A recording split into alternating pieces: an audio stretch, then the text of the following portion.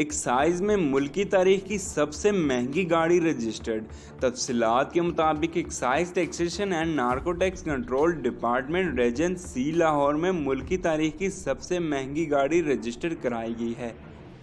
2501 CC की हामिल first हबीब G63 Mercedes Benz AMG मुद्रावा के नाम रजिस्टर हुई है, जिसकी मजमूई कीमत 13 करोड़ 80 लाख रुपए बयान की गई है, जबकि 53,81,790 रुपये रजिस्ट्रेशन फ़ीस बहक सरकारी जमा हुए हैं।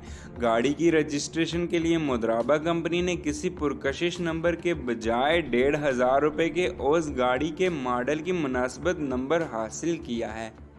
वीडियो पसंद आने की सूरत में हमारे चैनल खबर बैंक को सब्सक्राइब कर दें और बेल आइकन को प्रेस कर दें।